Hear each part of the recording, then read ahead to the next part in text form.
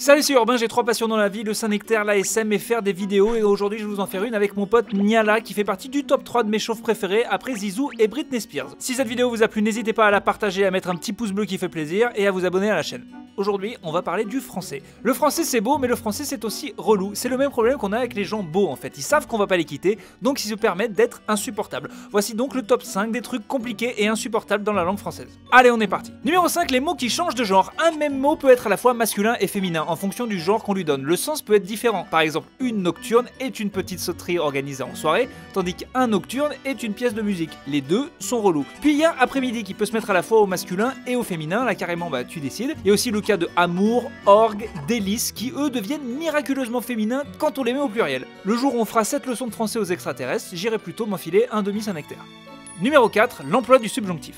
On a tous appris qu'après il faut que tu mettes un subjonctif. Mais il y a aussi des cas où on peut mettre un subjonctif ou pas. Ça dépend de tes envies, de ton imagination. Et bien sûr, il y a le subjonctif imparfait qu'en fait plus personne n'utilise, sauf à la troisième personne du singulier. Donc je vous cache pas qu'il n'est pas exclu que ces règles m'emmerdassent un petit peu. Numéro 3, le pluriel des mots composés. La règle de base, c'est que la partie qui vient d'un adjectif ou d'un nom se mettra au pluriel. Donc une grand-mère, des grands-smères.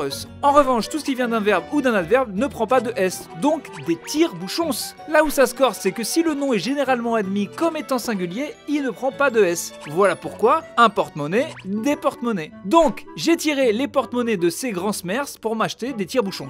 La description d'un très bon jeudi soir à Clermont-Ferrand. En fait, le seul moyen de savoir à coup sûr, c'est de prendre un dictionnaire, de regarder dedans et de se frapper la gueule avec.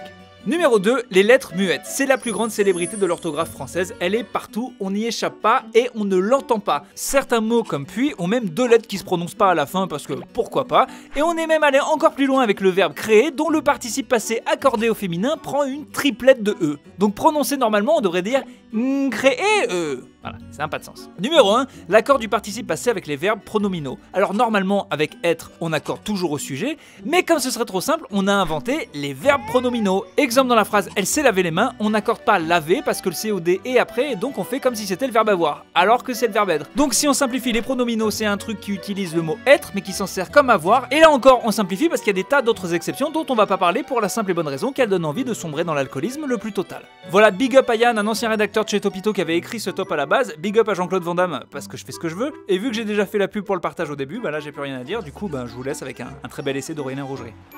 Allez, cours Grandon, cours vers la victoire. Un bel effet. Un très bel effet. Allez, à bientôt sur Topito.